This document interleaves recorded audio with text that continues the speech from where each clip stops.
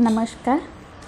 आज हम जानेंगे होम्योपैथिक के एक्यूट में कैसा केस टेकिंग किया जाता है। होम्योपैथिक एक्यूट केस टेकिंग में दो चीज़ मेन है। पहले उसका थर्मल और दूसरा उसका थर्स्ट।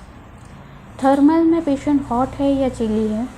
अभी आप बोलोगे वो तो पता ही होता है, क्योंकि पेशेंट कई बार ऐसा होता है कि फ्रीक्वेंटली विजिट करते हैं तो पता चल जाता है कि ये पेशेंट हॉट ही है। लेकिन कभी ऐसा होता है कि मान लो कि उसको बुखार आया है और बुखार आने की वजह से उसको बहुत ठंड लग रही है। अब बुखार नहीं है फिर भी उसको ठंड ज़्यादा लग रही है, तो तब उस टाइम पे उसको चिली कंसिडर करना पड़ेगा। दूसरा है थर्स्ट। मान लो कोई पेशेंट को बुखार है, वैसे वो कॉन्स्टिट्यूशन के हिसाब से उसका थर्स्ट ही है, दिन में 3 से 4 लीटर पानी पी रहा है, लेकिन अभी उसको बुखार की वजह से पानी पीने का मन नहीं हो रहा है, तो उस टाइम पे हो गया थर्स्टलेस। तो ये एक डिफ्रेंशिएट हो जाएगा क्रॉनिक से एक्यूट में। ज़रूरी नहीं है सेम मेडिसिन जो आपने क्रॉनिक में दे वही सेम मेडिसिन आपकी एक्यूट में भी आएगी। थर्स्ट में दूसरा आता है स्मॉल क्वांटिटी ऑफ वाटर, मतलब कि जो ऐसा आर्सेनिक में आता है कि frequently small quantity of water उसको चाहता है, तो ये भी आपको एक्यूट में लेना पड़ेगा। तो ये हो गया कि आपका पेशेंट हॉट है या चिली है, थर्स्टी है या थर्स्टलेस है, या फिर फ्रिक्वेंटली उसको स्मॉल क्वांटिटी वाटर डिज़ायर है। ठीक है। अभी आप पूछोगे ये इसमें तो बहुत सारी मेडिसिन आती है। हाँ आती है, लेकिन अभी तीसरा कौन सी चीज़ ध्यान में रखने का। अभी पेशेंट आएगा, कोई बच्चा है, ठीक है, वो बोलेगा कि हम लोग कल बाहर गए थे स्कूटर पर घूमने के लिए और रात को आने के बाद बुखार चालू हो गया है।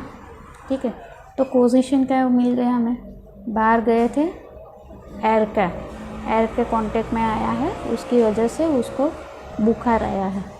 पेशेंट थर्स्टी है, हॉट है, कौन सी मेडिसिन आ गई, एकोनाइट। ठीक है, एकोनाइट एक मेडिसिन ऐसी है कि जो फर्स्ट 24 आवर्स में उसका रिज़ल्ट बहुत अच्छा आता है, फॉलो बाय उसका ब्रायन भी कर सकते हैं।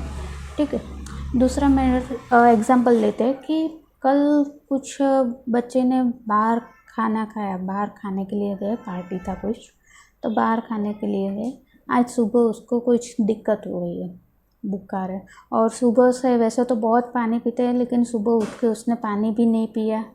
ठीक है, और एकदम उसको वैसे तो सब कंबल लेके सोता है, लेकिन आज उसको पता नहीं सब कंबल भी निकाल दिया, एसी भी चालू करवा दिए, फ़ैन भी फुल चालू करवा दिया। तो क्या हुआ, एक तो बाहर का खाना हुआ कॉजेशन, पेशेंट थर्स्टलेस हो गया है और हॉट है। कौन सी मेडिसिन आएगी, पल्साटिला, उसमें से भी कुछ नहीं मिल रहा है। तो तीसरा ये चीज़ है कि पेशेंट को अकेले रहना पसंद है या सबके साथ रहना पसंद है, पर्टिकुलर सिचुएशन के हिसाब से। वैसे सबके साथ बात करते रहते हैं, सबके साथ रहना पसंद है, लेकिन अभी वो बीमार है तो अकेले रहना चाहता है। ठीक है, या फिर दूसरा एक डिफ्रेंशिएट पॉइंट भी ये है कि वो उसको वैसे तो बहुत चिड़चिड़ा सा रहता था, गुस्सा बहुत करता, लेकिन अभी बीमार है उसकी वजह से शांत हो गया। वाइस वर्सा भी हो सकता है, ज़रूरी नहीं है। कई बार बीमारी की वजह से चिड़चिड़ापन बढ़ भी जाता है। तो ये सब डिफ्रेंशिएट करके हमें मेडिसिन देना चाहिए।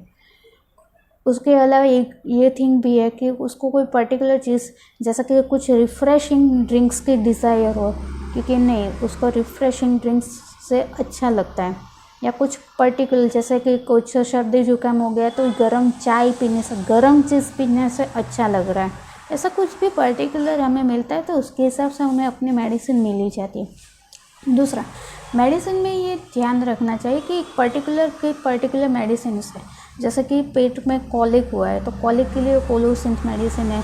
कंटिन्यूस वॉमिटिंग है, कोई छोटा बच्चा अगर दूध पीने के बाद कंटिन्यू वॉमिटिंग की उसको है तो एथुजा है, डायरिया के लिए एब्रोटेनम है।